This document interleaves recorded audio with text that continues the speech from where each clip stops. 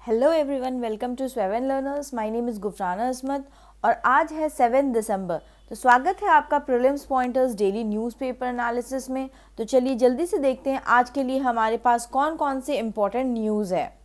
तो पहला जो न्यूज़ है वो हम आर्ट एंड कल्चर के सेक्शन से कुछ न्यूज़ देखेंगे। पहला न्यूज़ जो हमारा है वो कोन्याक ट्राइब के बारे में है, कोन्याक फेस्टिवल इनके बारे में है। तो कोन्याक क्या होता है? कोन्याक नागालैंड के कुछ लोग होते हैं, इनको नागा पीपल भी बोलते हैं, ठीक है। इनको पहचानने का एक मार्क होता है कि इन लोगों के ना फेस में टैटूज होते हैं। ये आप इस पिक्चर में देख रहे होंगे ना, कोन्याक, इनके फेस में, हैंड्स में टैटूज होते हैं। और इनको ये टैटू ऐसे ही नहीं मिलता है, इनको ये टैटू अर्न करना पड़ता है। और अर्न करने के बाद इनको किसी भी एनिमी का हेड लाना पड़ता है, मतलब ये मारपीट होता है इनके बीच में। They are called the land of Angs, okay, अंग हुआ ना पार्ट्स, ठीक है। They have the largest population among the Nagas. तो ये न्यूज़ में इसलिए थी ना क्योंकि एक the angry mob vandalised Assam rifles camp and the office of the Konyak union in Nagaland Mon district, इसलिए ये न्यूज़ में थी। तो हमको कोन्याक कहाँ है? नागालैंड में है। इनकी फेस्टिवल जो होती है वो अप्रैल 1 से 6 के बीच में होती है। ओलियांग इनकी सबसे बड़ी फेस्टिवल होती है, ओलियांग बोलते हैं, ठीक है। ये अपना ट्रेडिशनल ड्रेस पहनते हैं and sing folk songs to celebrate Aoleang festival. तो they have to bring the head of the other जो एनिमी है to get this tattoo on their face, ये चीज़ ध्यान रखना। फिर कोन्याक को म्यांमार में ये मिल जाएंगे आपको, इंडिया में आप आउट ऑफ इंडिया म्यांमार में मिल जाएंगे। इंडिया में आपका अरुणाचल प्रदेश, नागालैंड, इस जगह पे आपका मिल जाएंगे। अरुणाचल में इसको वैंचो कोन्याक भी बोलते हैं। और कोन्याक जो लैंग्वेज है ना, जिस लैंग्वेज में ये लोग बात करते हैं, this language belongs to northern Naga sub branch of the Sal sub family of Sino Tibetan language का ये सब ब्रांच है। हेड हंटर्स बोलते हैं इनको। रिसेंट पास्ट में they were known as war loving and often attacked near by villages of other tribes, उनका heads लेकर के, ताकि उनको ट्रॉफीज मिले। उसको वो लोग हैंग करते एक घर में, जिस घर का नाम है मुरोंग। ये एक कम्युनल हाउस है, यहाँ पे ये लोग हैंग करते हैं। The largest of 16 tribes in Nagaland, सबसे बड़ी ट्राइब है द कोन्याक्स वे वॉरियर्स, ठीक है। Konyak villages are situated on ridge top so then you can easily monitor and identify an enemy attack. तो ये थोड़ा कोन्याक के बारे में था। दूसरा न्यूज़ है वो आपका कल्चर मैपिंग के बारे में है। तो आपका national mission on culture mapping, ये जो मिनिस्ट्री ऑफ कल्चर के अंदर आती है, ये एक मिशन मोड प्रोजेक्ट था जो 2015 में इनैक्ट हुआ था। इसका एम यही था कि rich Indian art and culture heritage जो हमारा है उसको कैसे हम मतलब हेरिटेज को convert, vast and wide spread culture canvas of India को कैसे हम एक ऑब्जेक्टिव कल्चरल मैपिंग में कन्वर्ट करें, ताकि एक कल्चरल वाइब्रेंसी पता चले थ्रू आउट द नेशन, ठीक है। इसमें आपका डेटा मैपिंग, फिर आपका डेमोग्राफिक बिल्डिंग प्रोसेस को कैसे फॉर्मलाइज करना, हर एक चीज़ को एक अम्ब्रेला के अंदर में लेकर के आना है। मतलब मोस्टली जो है आपका, अगर कल्चर मैपिंग में क्या ही करेंगे, मतलब वो लोग डेटाबेस क्रिएट करेंगे आपका कि किस किस तरीके का आर्ट है, ठीक है, क्या हेरिटेज है उस गांव की। विलेज मतलब गांव होता है ना वहाँ पे, तो वैसे करके उस चीज़ को, इसको national mission on culture mapping बोलते हैं। जैसे कि एग्जाम्पल्स अगर आप ले लो, जैसे कि कुछ लिस्ट में उनके जो नाम है वहाँ से, लद्दाख में pilot project included Choglamsar and Wanla village, ये वुड कार्विंग के लिए इंपॉर्टेंट है, तो ये जगह सेलेक्ट हुआ है। सेमपोर जो है आपका जम्मू एंड कश्मीर में, ये एसोसिएटेड है म्यूज़िक से, लाल डेड और लालेश्वरी म्यूज़िक, ठीक है। फिर आपका खतकर कलन विलेज पंजाब में है जो भगत सिंह के मेमोरियल में। रेनी विलेज चिपको मूवमेंट के लिए। कठपुतली कॉलोनी माइग्रेंट कठपुतली आर्टिस्ट दिल्ली के लिए। 2 विलेजेस तमिलनाडु में आपका एटायापुरम, ये बर्थ प्लेस है सुब्रमण्यम भारती का, और थिरुचुगाडी, ये विलेज है ऑफ विमेन पॉटर्स, ठीक है। तो कुछ कुछ स्पेसिफिक कल्चरल फीचर्स लेकर के मैपिंग को कल्चर, पूरे इंडिया के जो कुछ विलेजेस हैं उसको कल्चर किया जा रहा है। और वो चीज़ अभी क्या हो गया, स्टार्ट हो गया है काफ़ी अच्छे तरीके से पायलट प्रोजेक्ट लेकर के, तो इसलिए वो न्यूज़ में था। अब कुछ न्यूज़ हम साइंस एंड टेक्नोलॉजी के सेक्शन से देखेंगे। पहला न्यूज़ हमारा धवन 1 के लिए है। धवन 1 जो है दोस्तों, ये इंडिया का इंडिजीनियस पहला जो प्राइवेटली डेवलप्ड क्रायोजेनिक रॉकेट है। क्रायोजेनिक, देखो कुछ रॉकेट ऐसे होते हैं जो सॉलिड फ्यूल से चलते हैं, कुछ रॉकेट ऐसे होते हैं जो लिक्विड फ्यूल से होते हैं, और ये जो क्रायोजेनिक है ये सबसे लेटेस्ट डेवलपमेंट है। और ये न्यूज़ में इसलिए, देखो इससे पहले हमारा जो GSLV Mark 3 है ना, हमारा GSLV Mark 3, इसमें क्रायोजेनिक सबसे पहले यूज़ हुआ था। लेकिन अभी न्यूज़ में इसलिए क्योंकि इंडिया का प्राइवेटली डेवलप्ड जो क्रायोजेनिक रॉकेट है वो है धवन 1। तो अभी प्राइवेट सेक्टर भी इंडिया में काम कर रही है इस चीज़ में, ठीक है। It runs on 2 performance rocket propellants, liquid natural gas and liquid oxygen, ठीक है। सक्सेसफुली इसकी सक्सेसफुली डिज़ाइनिंग और डेवलपिंग हो गया है इसका, ठीक है। और इंडिया की पहली प्राइवेट फर्म है जिसने ये चीज़ किया है, उस प्राइवेट फर्म का नाम है स्काईरूट एरोस्पेस। ये हैदराबाद की बेस्ड टेक्नोलॉजी स्टार्टअप कंपनी है, ठीक है।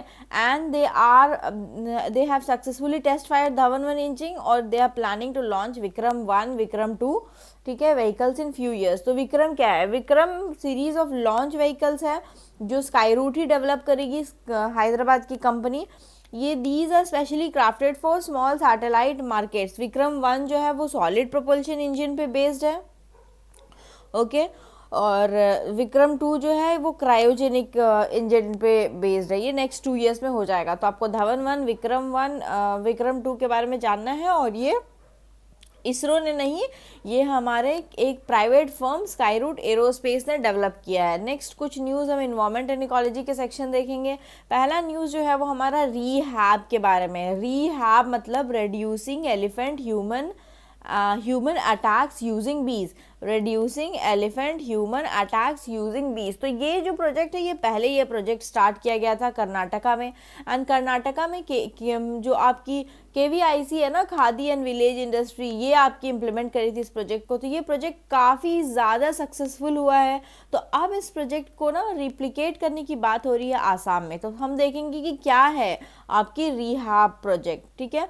तो जैसे कि मैंने आपको बताया कर्नाटका में लॉन्च हुई थी। इस प्रोजेक्ट में बी बॉक्सेस को इंस्टॉल करते हैं जो आपका फॉरेस्ट और विलेजेस है ना उसके पेरिफेरी में, ताकि आपका एलिफेंट उस एरिया को लीव ना कर पाए एंड विलेजेस में घुस ना पाए, तो वहाँ पे ह्यूमन एलिफेंट कॉन्फ्लिक्ट ना हो, ठीक है।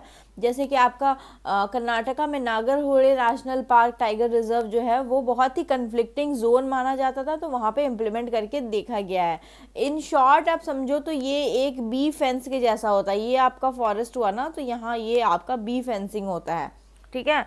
टू थ्वाट elephant attacks in human habitations using honey bees. Advantage क्या होता है कि आपका एलिफेंट वहाँ से मूव कर जाएगा अगर वहाँ, क्योंकि elephant are scared of honey bees ना, तो even if they want to enter in this village outside this fence, तो दे विल कम बैक वापस अंदर में। उसके बाद इसका और एडवांटेज होता है कि ये काफ़ी कॉस्ट इफेक्टिव है। इसमें आपको ट्रेंचेस एंड ऑल डिग नहीं करना पड़ेगा, जिसमें काफ़ी पैसा लगेगा, ठीक है। इससे हमारा हनी प्रोडक्शन भी इंक्रीज होगा, फार्मर की इनकम भी बढ़ेगी, क्योंकि यहाँ पे अगर आप देखो ये आपका एक फॉरेस्ट का एरिया है, अगर यहाँ पे आप हनी प्रोडक्शन अपना इंक्रीज कर रहे हो एक लेयर, जैसे कि ये हो गया, तो ये हनी प्रोडक्शन किसके लिए यूज़फुल होगा? फार्मर्स के लिए ना, तो उनकी इनकम आपकी इंक्रीज होगी।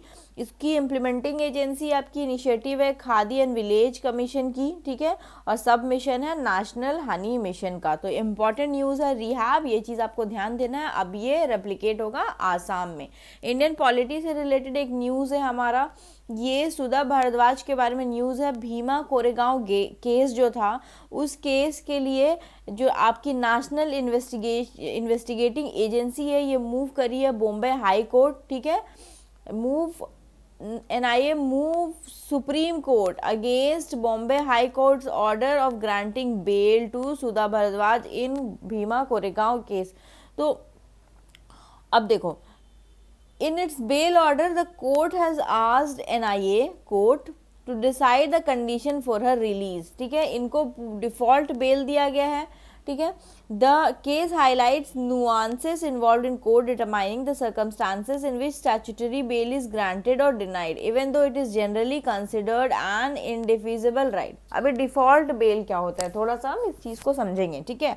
डिफॉल्ट बेल जो है वो आपका section 167 sub clause 2 CRPC code of criminal procedure में होता है। इसको स्टैट्यूटरी बेल भी बोलते हैं और राइट टू बेल भी बोलते हैं, ठीक है।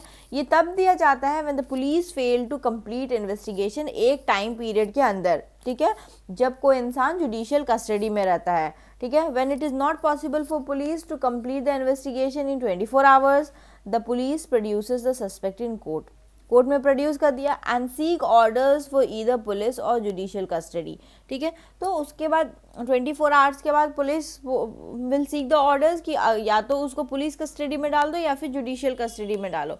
बेल कब ग्रांट कर दिया जाता है? देखो, बहुत सारे मोस्टली ऑफेंसेस में ना 60 डेज़ के अंदर पुलिस को इन्वेस्टिगेशन कंप्लीट करना होता है और फाइनल रिपोर्ट फाइल करना होता है। लेकिन अगर आपका कुछ वैसा टाइप का सेंटेंस है, डेथ सेंटेंस, लाइफ इम्प्रिजनमेंट, ठीक है, जहाँ पे जेल का term less than 10 year, not less than 10 years होगा, तो जो पुलिस के पास है वो 90 डेज़ का टाइम होता है इन्वेस्टिगेशन के लिए। इन अदर वर्ड्स, कोई भी एक मैजिस्ट्रेट जो है cannot authorise a person judicial remand, 60 से 90 दिन के अंदर किसी को भी जुडिशियल रिमांड में नहीं रखा जाता। और एंड ऑफ द पीरियड, अगर इन्वेस्टिगेशन कंप्लीट नहीं हुआ, the court shall release that person if he is prepare to and does furnish bail. तो ये एक शॉर्ट में चीज़ें आपको आई होप सो समझ में आ गई होगी। How does the provision vary for special laws? कैसे, ठीक है, जैसे ऑर्डिनरी लॉ IPC CRPC के लिए आपका 60 to 90 डे लिमिट है फॉर ऑर्डिनरी पीनल लॉ, ठीक है। लेकिन आपका अगर कोई भी चीज़ नारकोटिक्स, ड्रग्स या साइकोपैट्रिक सब्सटेंसेस, NDPS एक्ट जो बोलते हैं, इससे रिलेटेड है, then the time period will be आपका अप्रॉक्स 180 डेज। हाँ, 180 डेज का टाइम पीरियड इसमें होता है। लेकिन अगर आपका UAPA जो अनलॉफुल एक्टिविटीज़ प्रिवेंशन एक्ट है, default limit is in 90 days only, ठीक है, और कोर्ट और एक्सटेंशन दे सकता है 90 डेज का। तो ये थोड़ा सा कुछ क्राइटेरिया आपका हो गया। What are the laid down principles on this aspect? इसमें ये वाला जो केस है, मैटर ऑफ राइट, ठीक है, मतलब जो आपका बेल है दैट इज आर्टिकल 21 के अंदर आता है कि आपका वो राइट है, ठीक है।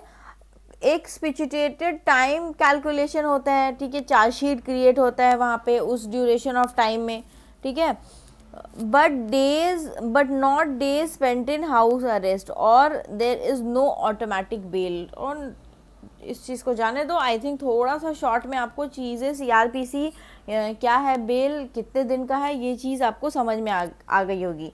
नेक्स्ट न्यूज़ जो होता है वो न्यूज़ आपका एक असम के जर्नलिस्ट हैं, उन्होंने पेपर में कुछ पब्लिश किया था, तो उसका कंप्लेन हुआ और उनके कंप्लेन में क्या हुआ, उनके कंप्लेनेंट्स ने ये क्लेम किया है कि ये आर्टिकल जो है ब्रदरहुड को आपका इम्पैक्ट कर सकती है, इंडिया के ब्रदरहुड को इम्पैक्ट कर सकती है, और वो उसके वजह से उस जो ये आपके जर्नलिस्ट हैं इनके ऊपर सेडिशन का केस लग गया है।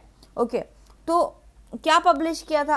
ओके, सेडिशन का केस लग गया, तो क्या पब्लिश हुआ था ये हम नहीं देखेंगे, हम सेडिशन के बारे में थोड़ा देखेंगे। तो सेडिशन एक आपका cognizable, non bailable, non compoundable offence है, 124A ऑफ सेक्शन IPC के अंदर आता है। तो ये नंबर याद रख लो, सारा नंबर नहीं बट 124A आप याद रख लो, बिकॉज 124A इज इम्पॉर्टेंट, ठीक है। अब सेडिशन के बारे में अगर देखेंगे तो सेडिशन इंडिया में आफ्टर इंडिपेंडेंस नहीं डेवलप हुआ है, sedition was there before independence also. 1870 के टाइम में सेक्शन ऑन सेडिशन इंट्रोड्यूस किया गया था by the Britishers to the IPC। ये IPC को यूज़ करके ही ब्रिटिशर्स ने जो हम फ्रीडम के लिए हमारे डिमांड होते थे, बाल गंगाधर तिलक को पहली बार कन्विक्ट किया था सेडिशन लगा करके कॉलोनियल इंडिया में। तो ये सेडिशन लगा करके उनके डिमांड्स को मज़ल करने का काम कौन करती थी? ब्रिटिशर्स करती थी। इंडिपेंडेंस के बाद 1948 में, ठीक है, जो डिस्कशन चल रहा था कॉन्स्टिट्यूएंट असेंबली में, लीडर्स डिस्कशन कर रहे थे, उन्होंने प्लान किया था कि सेडिशन को ड्रॉप कर दिया जाए फ्रॉम द कॉन्स्टिट्यूशन। लेकिन 1949 में क्या हुआ कि sedition is no longer part of Indian constitution adopted on November 26 this year. However section 124A remain in the IPC, मतलब सेडिशन को हटा दिया लेकिन 124A को IPC में रखा ही रखा। 1951 में नेहरू गवर्नमेंट ने फर्स्ट अमेंडमेंट एक्ट लाया, उसमें 19(1) सब क्लॉज A में एक कुछ रीजनेबल रिस्ट्रिक्शन डाला फ्रीडम ऑफ स्पीच में। तो रीजनेबल रिस्ट्रिक्शन भी, अगर वो रिस्ट्रिक्शन भी वायलेट होता है तो वो किसी ना किसी तरीके से आपका सेडिशन के जैसा काउंट होने लगता है। 1974 में Indira Gandhi government section 124A को एक कॉग्निजेबल ऑफेंस बना करके ऑथराइज की पुलिस को to make arrest without warrant. तो ये आपका इवोल्यूशन है कि कैसे डिस्कशन हुआ, कैसे सेडिशन को हटा दिया गया, 124A को रखा गया आईपीसी में, नेहरू जी ने क्या किया, इंदिरा गांधी ने क्या किया। प्रेजेंट डेटा ये देखता है ना कि अभी अगर आप डेली न्यूज़ भी फॉलो कर रहे होगे ना तो हमेशा सुनते होंगे इसके ऊपर सेडिशन लगा, उसके ऊपर सेडिशन लगा। तो सेडिशन के केसेस ना पास्ट ईयर में 25% से इंक्रीज होकर के एटलीस्ट 41% हो गई है। लेकिन द थिंग इज़ कि जितना सेडिशन का चार्जेस लगता है ना, कन्विक्शन उतना ज़्यादा नहीं होता, सिर्फ 3% of the people are convicted. That means बहुत ज़्यादा टाइम वेस्ट होता है पुलिस का इसमें, सेडिशन में ले करके आती हैं, पकड़ करके ले आती हैं, फिर जुडिशियल कस्टडी में रखा जाता है, फिर कुछ प्रूफ नहीं मिलता है, फिर प्रूव नहीं हो पाता है, उनको रिलीज़ किया जाता है। तो वे फॉरवर्ड में क्या होना चाहिए कि एक प्रॉपर तरीका होना चाहिए कि आप किसी को भी सेडिशन के लिए ऐसे पकड़ करके ना ले जाएं, क्योंकि ये डराने के लिए एक ड्रैकोनियन लॉ के जैसा ये चीज़ बोला जाता है, तो ये डराने के लिए भी होता है। तो कुछ रिफॉर्म्स चाहिए इस चीज़ में। अब डेफिनेशन अगर सेडिशन का हम देखेंगे तो देखो, कोई भी ऐसा इंसान ना ईदर स्पोकन और रिटर्न या फिर साइन में या फिर किसी भी रिप्रेजेंटेशन में आपका इंडिया के ऊपर डिससेटिस्फैक्शन देखा है ना, dissatisfaction towards the government established by law in India. India नहीं, गवर्नमेंट के अगेंस्ट अगर डिससेटिस्फैक्शन कर रहा है ना तो उसको सेडिशन बोलते हैं। बस see this is wrong. Sedition कब होना चाहिए? It should happen when there is a dissatisfaction और समथिंग अगेंस्ट द कंटेम्प्ट और hatred against India, not government of India. लेकिन ऐसा बोला जाता है government of India is established by the people of India which is India in itself. That is why sedition government के against बोलने पे भी होता है। बट देन यहाँ पे बात होती है फ्रीडम ऑफ स्पीच के बारे में कि हमारा फ्रीडम ऑफ स्पीच हैम्पर होगा इस चीज़ में। पनिशमेंट ऑफ लाइफ हो सकती है इसमें, या फिर कुछ फाइन हो सकता है, 3 इयर्स तक एक्सटेंड हो सकता है ये चीज़, या फिर जस्ट अ फाइन। ये वैरायटी ऑफ पनिशमेंट इसमें मिलती है आपकी। नेक्स्ट न्यूज़ आपका इंटरनेशनल रिलेशन से एक न्यूज़ है, वो इंडो मालदीव्स ट्रेनिंग एक्सरसाइज का 11th एडिशन कैरी किया गया, जिसको एक्स एक्यूवेरिन एक्सरसाइज बोलते हैं। एक्स एक्यूवेरिन मतलब इसको मालदीवियन लैंग्वेज में फ्रेंड्स बोलते हैं। जॉइंट मिलिट्री एक्सरसाइज है, 2009 से कंडक्ट हो रही है, ठीक है। ऑल्टरनेटिवली इंडिया या फिर मालदीव्स इसको करवाता है। 10th एडिशन महाराष्ट्र इंडिया में हुई थी, ठीक है। Other exercises between India and Maldives अगर हम देखेंगे तो आपका एक्सरसाइज दोस्ती का आप नाम याद रखेंगे, ये कोस्ट गार्ड एक्सरसाइज है इंडिया, मालदीव्स एंड श्रीलंका में। तो Ekuverin India and Maldives, okay. Next जो न्यूज़ है वो आपका माउंट सेमेरू के बारे में है। माउंट सेमेरू अभी रिसेंटली कुछ दिन पहले इट गॉट इरप्टेड, ठीक है। तो सेमेरू जो है आपका एक एक्टिव वल्केनो है इंडोनेशिया में, ईस्ट जावा पार्ट में। और अगर आपको इंडोनेशिया वाला पार्ट पता होगा तो इंडोनेशिया जो ये वाला रीजन यहाँ पे मैप में है, तो इंडोनेशिया वाला जो आपका रीजन है ये circum Pacific belt ring of fire में आता है। और यहाँ पे देखो कितने सारे रेड रेड लाइंस है ना, यहाँ पे बहुत सारे वोल्केनोज है। ये आपका माउंट सेमेरू सबडक्शन जोन में है, इंडो ऑस्ट्रेलियन प्लेट में, ठीक है। हाईएस्ट माउंटेन है जावा आइलैंड का ये, ठीक है। सेमेरू का नाम मेरू से डिराइव हुआ है, ठीक है। The central world mountain in Hinduism, और सेमेरू इसको द अबॉर्ड ऑफ गॉड्स भी बोलते हैं। ये एक स्ट्रैटोवोल्केनो है which is also known as Mahameru, मतलब द ग्रेट माउंटेन। तो ये माउंट सेमेरू आपका कहाँ है? Mount Semeru is in where? Java, Indonesia. Next एक न्यूज़ आपका स्पोर्ट्स से रिलेटेड है, this would be the last news, ठीक है। न्यूजीलैंड के अजाज पटेल जो है वो 3rd बॉलर बन गए हैं टेस्ट क्रिकेट हिस्ट्री में। इंग्लैंड के जिम लेकर और इंडिया के अनिल कुंबले के बारे में। तो क्या किया इन्होंने एक इनिंग्स में 10 के 10 विकेट लिए हैं। इससे पहले किसने किया है? इंग्लैंड के जिम लेकर ने ये चीज़ किया था, और अनिल कुंबले हमारे इंडिया के इन्होंने किया था। अब ये 3rd जो है न्यूजीलैंड के अजाज पटेल 3rd बॉलर बन गए हैं जो टेस्ट क्रिकेट में 10 विकेट्स लिए हैं इन अ सिंगल इनिंग्स, ओके। तो ये जिम लेकर के बारे में दिया गया है। कंट्री इंग्लैंड से बिलोंग करते हैं, अपोजिशन ऑस्ट्रेलिया के खेल रहे थे। 1956 में इन्होंने 10 विकेट्स लिया था। अनिल कुंबले आपके इंडिया के हो गए, पाकिस्तान के अगेंस्ट खेल रहे थे। 1999 में 10 विकेट्स लिया है। और अजाज पटेल आपके इंडिया के अगेंस्ट में न्यूजीलैंड के ये हैं खेल रहे थे 2021 में, इन्होंने 10 विकेट्स लिया है। तो चलिए okay, I think history, okay that was not the last news. हम हिस्ट्री ऑफ इंडिया से भी एक न्यूज़ लेने वाले हैं, महापरिनिर्वाण दिवस। अगर आपको बुद्धिज़्म पता होगा तो बुद्धिज़्म में आपको महापरिनिर्वाण का मतलब पता होगा, महापरिनिर्वाण क्या होता है। लेकिन यहाँ पे जो महापरिनिर्वाण दिवस है ना, वो हर साल 6 दिसंबर को सेलिब्रेट किया जाता है, आपका जो अंबेडकर जी हैं उनकी डेथ एनिवर्सरी को लेकर के। परिनिर्वाण जो है one of the principal goals है बुद्धिज्म का, Sanskrit term which means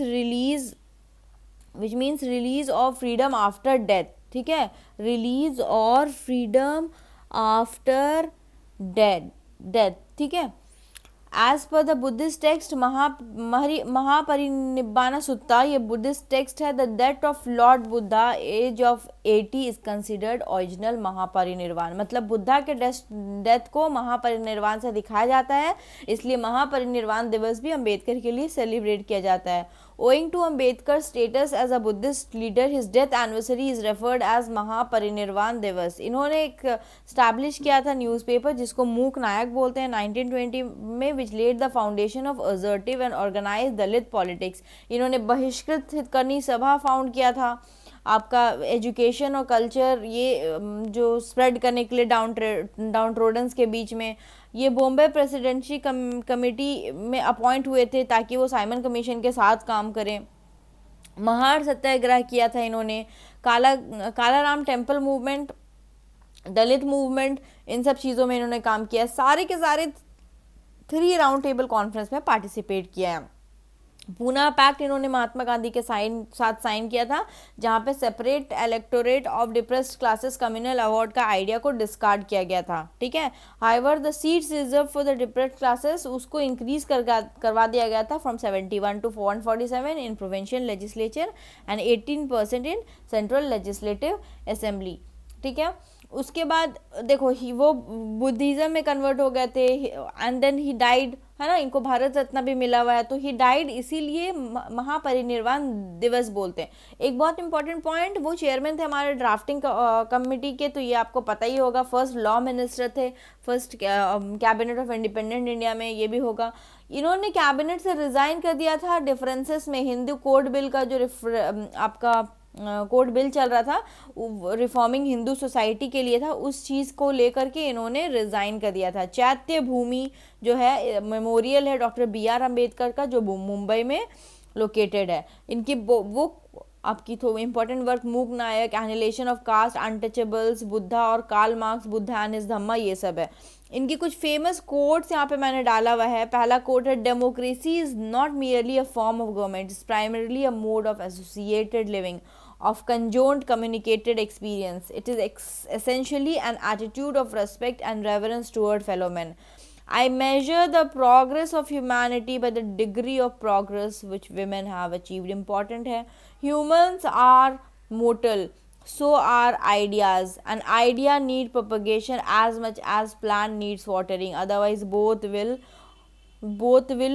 wither and die. तो देख रहे हो कितना देखो, this is very good line कि अगर आपको किसी भी जगह का डेवलपमेंट देखना है तो उस जगह की, उस कम्युनिटी की विमेन कितनी डेवलप्ड है वो देखो। फिर देखो आइडियाज़ जो है वो मोर्टल होते हैं और वो ह्यूमन को भी मोर्टल बनाते हैं। जैसे देखो doctor BR Ambedkar passed away, but he passed away in 1956, but today it is 2021 and still we are talking about Dr. BR Ambedkar and how he enshrined the things in the constitution. So ideas are immortal. तो चलो देखते हैं कुछ true false questions, आपको पता है या नहीं, आप कर पा रहे हो कि Konyaks native to western Ghats, Mount Semeru Indonesia की एक्सटिंक्ट वल्केनो है, एक्स दोस्ती जो एक्सरसाइज है वो इंडिया मालदीव श्रीलंका के बीच में, sedition cognisable non bailable non compoundable offence है, 124 of CRPC recently test fire Dhawan 1 को टेस्ट फायर गया, emerge the first privately developed cryogenic engine rocket. अब हम देखेंगे तो फर्स्ट इज फॉल्स क्योंकि ये नागा है, माउंट सेमेरू आपका इंडोनेशिया में है, एक्टिव वल्केनो है, दिस इज करेक्ट, और दिस इज CRPC नहीं IPC, एंड धवन 1 आपका टेस्ट फायर हुआ है रिसेंटली। तो चलो दोस्तों, I hope you enjoyed the session. Like, share and subscribe करो। सेशन के पीडीएफ के लिए हमारे टेलीग्राम चैनल को फॉलो करो, वहाँ पे लिंक आपको मिल जाएगा। Have a good day, bye bye.